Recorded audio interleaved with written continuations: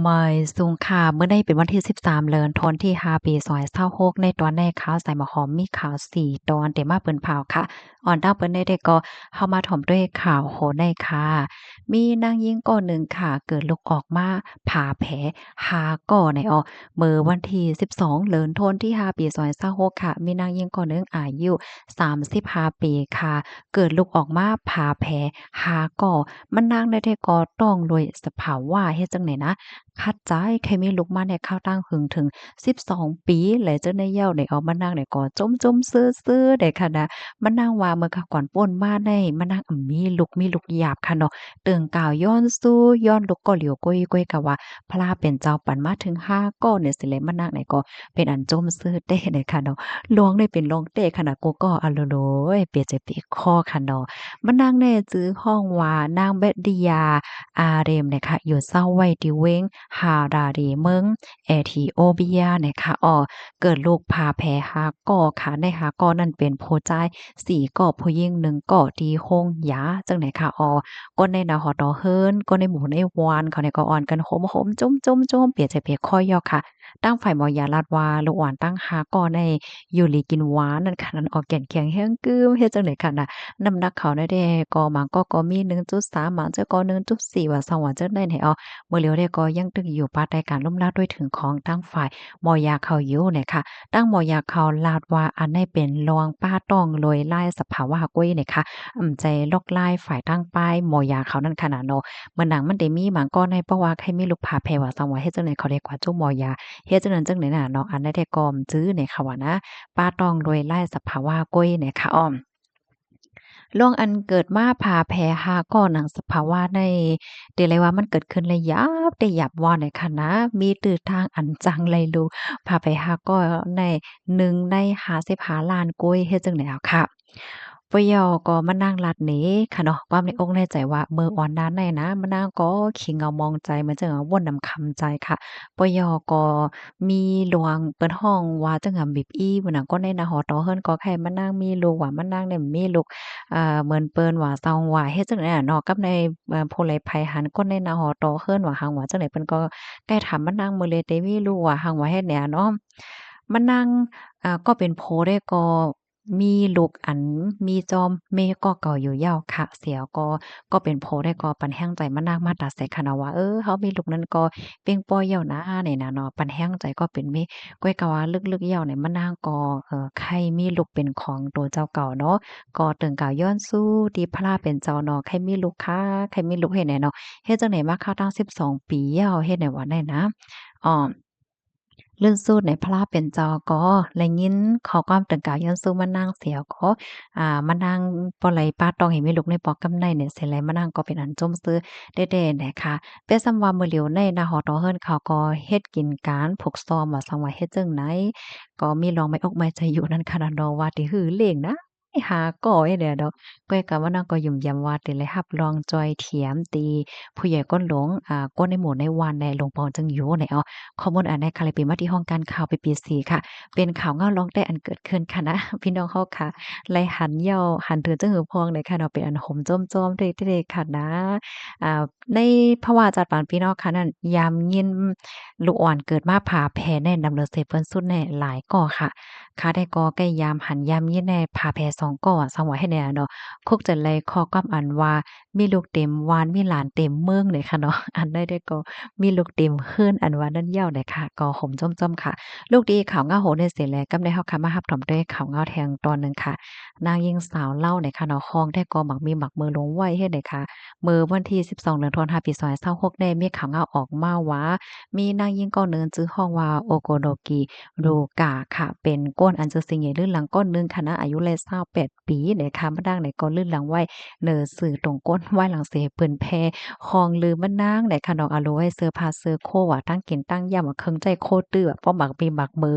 ลงไว้ซั้นบ่ใครมีตั้งไปเฮ็ดได้ค่ะนะเปิ้นก็อ่อนกันปานตั้งหันถึงตั้งน้ำตั้งนาลายเนาะว่าเฮียงแลห่ำจางก้นเฮ็ดลองมดใสมาเฮ็ดลองมดใสที่หอที่เฮิรนหลาดได้เฮ็ดจังเนี่ยนะมาเจอก็ว่า มันเจอก็ว่าร้องแน่ๆอำใจว่าเป็นก้นขี้คร้านคะนานก้อยๆก็ว่ายื่นก็บ่ว่าการตำเฮ็ดหน้าอาลาแลมีข้าวย่ำปันลองจัดการลองส่วนตัวของตัวเจ้าเก่าให้แหน่เนาะเพิ่นก็ว่าปันตะหันถึงตั้งนำข้าวย่ำสืบมาเนี่ยมะนางเนี่ยก็เลยมาตอบตั้งหันถึงว่ามะนางได้ยามจางแม่วานก้นให้ลองมดใส่ในมาเพียวมาปัดอยู่ก้อยก็ว่าของก็ลีมาเฮ็ดได้ค่ะว่าเนาะ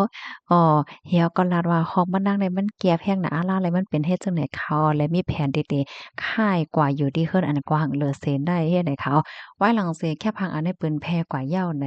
ในตรงว่างพี่น้องก้นจะปานเขานั่นเนาะเปิ้นก็อ่อนกันปานนั่งหันถึงตั้งนำตั้งหลายค่ะมาเจอก็ว่า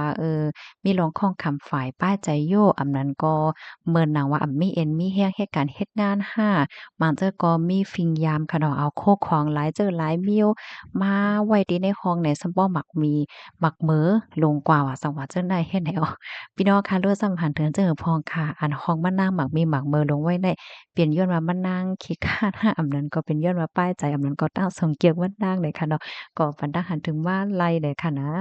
ลูกดีข่าวเงาโหนได้เสียแลกำได้เฮาค่ะมารับถมด้วยข่าวเงาเที่ยงตอนหนึ่งค่ะอันนี้ก็เปิ้นผ่าจ้อมหาก้นหายเนาะเป็นลูกแม่ไต้เนี่ยค่ะก็เป็นนางค่ำแล้งอายุไล23ปีเป็นลูกยิ่งปอลุงสาเอแม่ปาเป้ ที่อยู่ว่านหลงกลางหมอเกี่ยวเว้งสีป้อเมืองได้พอทองไล่หายกว่าเมอเหลินสี่ม้วนวันที่2เหลินธันวาคมปี2026ที่ป่นมาก้นจำใจตั้งวงหอเฮิรนนางคำเลียง